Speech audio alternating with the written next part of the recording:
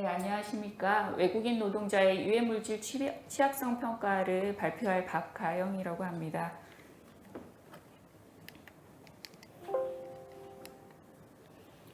네, 연구 결과 발표는 연구 배경, 연구 내용 및 방법, 연구 결과, 고찰 및 결론 순서대로 발표할 예정입니다. 그래서 연구 배경 및 필요성은 국내 외국인 노동 인력의 증가로 국내 취업자의 3.2% 정도를 차지하고 있는데, 아무래도 이제 외국인 같은 경우에는 문화나 인식의 차이, 보건 지식의 수준이라든지 언어의 차이, 제도적인 한계 때문에 건강관리 방안이 많이 부재되고 있고, 그리고 외국인 노동자 대상 건강 현황 조사에 대해서는 많이 부족한 상황이었습니다. 그래서 목적은 다음과 같습니다. 국내 상주 외국인 노동자의 산업재해 및 유해물질 노출 현황을 분석하고 유사 업종에 종사하는 국내 노동자 집단과의 건강지표 비교를 통해서 외국인 노동자 집단의 취약성을 분석하여 건강 역량에 대한 지역건강관리 방안을 마련하는 것입니다. 국내 이제 연구 동향을 살펴보자면은 2008년도 이선훈 등은 이주 노동자의 연령은 아무래도 국내 노동자에 비해서는 젊고 근무 기간이 짧고 제조업에 많이 근무하고 있다라는 연구 결과를 발표하였고, 2008년도 송윤희 등은 특검 자료를 대상으로 해서 혈중노비 외국인 노동자에서는 유의하게 높았다라고 발표했습니다. 그리고 외국 사례에서는 미국의 노동 통계국 자료를 살펴보면은 내국인 대상보다는 외국에서 태생한 외국인 노동자들이 건강권이 훨씬 더 취약함을 알 수 있었습니다. 그리고 2007년도 캐더린 등의 연구 결과에서는 미국의 이민자 같은 경우에는 젊고 건강하기 때문에 사망률은 낮지만 체류 기간이 점점 길어짐에 따라서 건강에 안 좋은 습관이라든지 건강에 해로운 그런 환경 때문에 건강이 악화됨을 보이고 있다는 결과를 발표하였습니다. 저희 연구 설계 및 자료 수집은 다음과 같습니다. 외국인 노동자의 산재 현황 및 유해물질 노출 현황을 파악하고, 그리고 유해물질 노출에 따른 건강 역량 지표를 비교 분석하는 것이었습니다. 야간 작업, 소음, 그리고 디메틸포르마미드, 디메틸 아세트아미드에 노출된 근로자의 건강 역량을 비교 분석하고, 그리고 그에 따른 생물학적 노출 지표를 2016년도와 2018년도에 같이 노출된 근로자들의 건강 역량을 경과를 분석하는 것이었습니다. 그래서 1단계에서는 매칭 전에는 클리닝 작업을 하였고, 2단계에서는 매칭 결과를 비교 분석하였고, 3단계에서는 2016년과 2018년도 건강 결과를 같이 비교하였습니다. 그리고 통계 분석은 성향 점수 매칭의 방법으로 해서 성향 점수를 산출하였으며, 로지스틱 회귀 모형의 확률 점수를 산출하였고, 그리고 매칭을 수행하였고, 그리고 집단별로 비교 분석하였습니다. 그리고 평균 비교 분석은 가중치를 적용하여 분석하였고, 반복 측정은 아노바 분석을 하였습니다.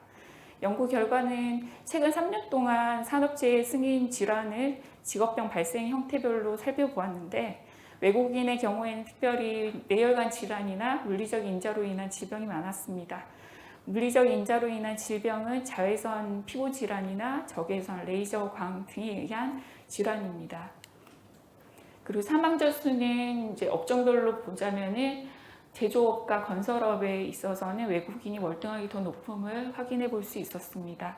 그리고 특검을 수지나 외국인 노동자들의 결과를 살펴보면은 2018년도 특검 대상자는 214만 명 정도인데, 이 중에서 외국인들은 5인에서 50인 미만이 가장 많이 높은 퍼센트를 차지하고 있었고, 남성이 가장 많이, 그리고 89.1%를 차지함을 확인해 볼 수 있었습니다.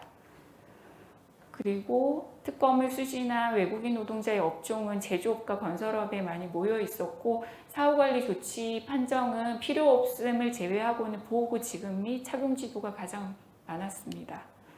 그래서 특성을 살펴보면 남성의 50인 미만 사업장 30대, 그리고 제조업에 종사하는 외국인이 많았음을 확인해 볼 수 있었습니다. 그래서 성향 점수 매칭 결과는 특별히 소음에 노출된 근로자의 결과에 있어서는 특이점이 없었습니다. 그리고 업종에 있어서는 제조업이 많음을 다시 한번 확인해 볼 수 있었고, 그리고 야간 작업도 마찬가지로 저희가 1대2로 매칭을 시켜보았는데, 이완기 혈압에 있어서는 이상 혈압에 있어서는 외국인이 조금 더 높은 결과를 나타냈습니다. 그리고 DMF 노출에 있어서는 요중 NF 같은 경우에는 내국인에 비해서 외국인이 한 2배 이상 더 높은 결과를 확인해 볼 수 있었고, 요중 NMF 초과에 있어서는 3배 이상이 더 높은 결과를 나타냈습니다. 네, 그리고 제조업에 많이 이제 분포되어 있음을 더 확인해 볼 수 있었습니다. DMA 같은 경우에는 특이하게도 내국인이 훨씬 더 높은 결과를 나타냈습니다. 그리고 외국인의 노동자는 제조업에 많이 종사함을 다시 한번 확인해 볼 수 있었습니다. 노동자의 건강 근로자의 효과를 좀 그런 차이점이 나타날 것 같아서 2016년과 18년도 2회에 걸쳐서 수행한 그 특검 근로자들을 외국인과 내국인별로 비교를 해보았는데, 연령이나 성별에 있어서는 특별히 차이점은 보이진 않았습니다. 그리고 시간에 따른 그런 분석을 하였는데, 아노바 분석 결과에서는 특별하게 유의한 소견은 없었지만 여전히 평균 수치가 외국인이 훨씬 더 높음을 확인해 볼 수 있었고, 사후 분석 결과는 유의한 결과가 있었습니다. 그리고 DMA에 있어서는 특별히 차이점을 보이지는 않았고, 그리고 시간에 대한 결과에 따라서도 특별히 유의한 결과는 나타내진 않았습니다. 고찰 및 결론입니다. 야간 작업 노출 근로자에 있어서 성별과 연령 매칭 이후에 이상의 혈압자의 비율이 외국인 노동자에 있어서는 유의하게 높았습니다. 본 연구 결과는 연령 보정 결과에도 불구하고 외국인 노동자에서 순환기계 질환의 관리에 대해서 필요하다라고 인식을 제고하였으며, DMF 노출 지표인 NNF의 이상 수치 비율이라든지 평균 농도가 외국인 노동자에서는 유의하게 높았음을 확인해 볼 수 있었습니다. 시간이 지나도 유의하게 계속 높았기 때문에 이건 피부 흡수의 노출 기전의 차이이지 않을까라고 예측은 해보고 있습니다. 아무래도 외국인이다 보니까 보호구의 올바른 착용 상태가 미흡하다든지 노출 위험에 대한 이해도가 부족하다든지 상대적으로 소규모의 제조업에 종사하는 근로자가 많았기 때문에 노출 관리에 소홀했을 가능성이 있습니다. 그래서 주요 성과는 안전보건 취약계층인 외국인의 DNF 노출 수준을 파악해서 직업성 급성 중독을 유발하는 DMF 취급 업무에 대해서 경각심을 고취시켰고, 중독성 질환 예방을 위한 기틀을 마련했다고 보고 있습니다.